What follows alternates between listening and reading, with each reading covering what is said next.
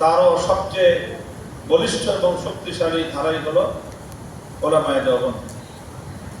আমার সৌভাগ্য এবং আমার অহংকার যে আমি একজন দেওবন্দি সন্তান। উলামায়ে দেওবন্দ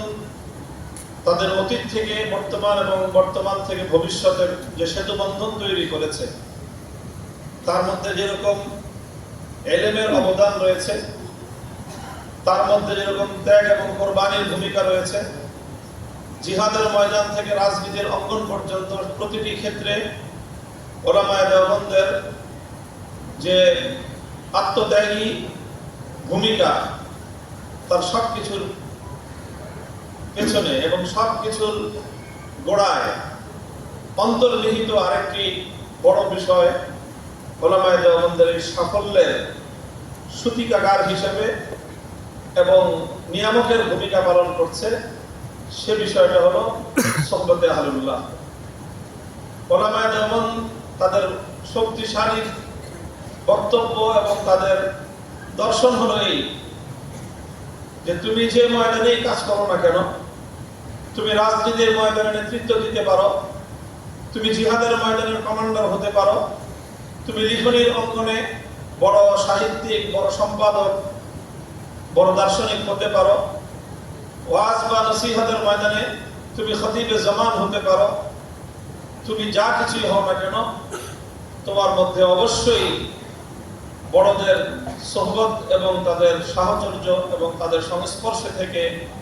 কার্যক্রম পরিচালনা করবার এই বৈশিষ্ট্য তোমার মধ্যে অবশ্যম্ভাবীভাবে থাকতে হবে। তো আমি সর্বপ্রথম আজকে বাংলাদেশের উলামায়ে কেরামের একটি উল্লেখযোগ্য অংশকে খেতাব করে কথা বলছি। আমার সম্মুখের এই অডিয়েন্সে দেশের বর্তমান বিভিন্ন সেক্টরে কর্মরত জাতির এক গুরুত্বপূর্ণ শ্রেণী আমার সামনে বিদ্যমান উপস্থিত, যারা অনেকেই আমার সহকর্মী, কেউ কেউ আমার অগ্রজ এবং অধিকাংশই আমার অনুজ।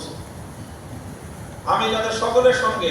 ব্যক্তিগত আমার জায়গা থেকে আমার এই মতামত আমি শেয়ার করছি। সেটা হলো এই যে আমরা আমাদের এই পূর্বসূরীদের থেকে প্রাপ্ত যে মুরব্বীদের তত্ত্বাবধানে, তাদের সোহবতে, তাদের সঙ্গে অবস্থান করে তাদের দিক নির্দেশনা অনুযায়ী আমাদের যার যার অঙ্গনের কার্যকলাপ খালেসান লিওয়াজহিল্লাহ, একমাত্র আল্লাহর জন্য কার্যক্রম পরিচালনা করার এই বৈশিষ্ট্যকে আরো শানিত এবং শক্তিশালী করতে হবে। আমাদের অন্যান্য যেই জায়গাগুলোতে দুর্বলতা রয়েছে, সেই দুর্বলতাগুলো যেমন আমাদেরকে দূর করতে হবে, মিডিয়া থেকে শুরু করে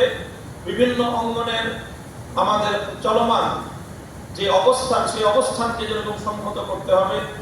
সামাজিক অঙ্গন থেকে অর্থনৈতিক, রাজনৈতিক অঙ্গনে আমাদের অবস্থানকে সংহত করতে হবে। সব কথা মেনে নিয়েও আমি বলবো আমাদের সবচেয়ে বেশি গুরুত্ব দিতে হবে হলো এই যে আমাদের কাজগুলো যেন আমাদের পূর্বসূরীদের আদর্শের অনুসরণে হয়। এই জন্য আমি মুসলিম কাউন্সিল বাংলাদেশকে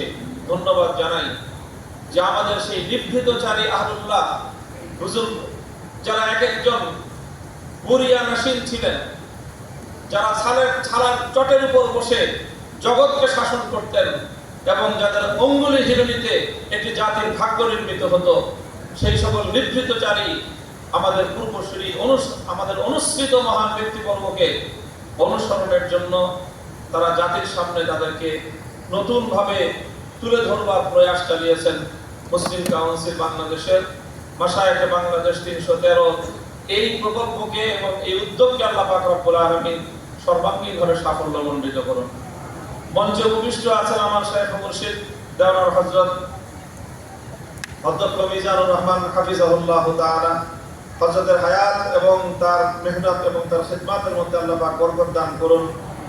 আমি আপনাদের কাছে সেই দোয়া কামনা করি এবং ওনার তত্ত্বাবধানে আমরা যারা যে অঙ্গনগুলোতে কাজ করছি, ওনার সোহবত, ওনার দোয়া এবং ওনার আশীর্বাদ নিয়ে আল্লাহ যেন আমাদেরকে আমাদের প্রতিটি অঙ্গনে আল্লাহ রহমতের ছায়া দ্বারা আমাদেরকে ঢেকে রাখেন এবং আমাদের প্রতিটি অঙ্গনে আমাদের কার্যক্রম যেন ইখলাসের সাথে, লিল্লাহিয়াতের সাথে হয় এবং সফলতার জন্য পদচুম্বন করতে পারে। আমি আবারও আজকের এই আয়োজনের জন্য আমার বন্ধুবর হযরত মাওলানা খালেদ সাইফুল্লাহ আইয়ুবী এবং তার সকল সহকর্মীদেরকে আন্তরিক মোবারকবাদ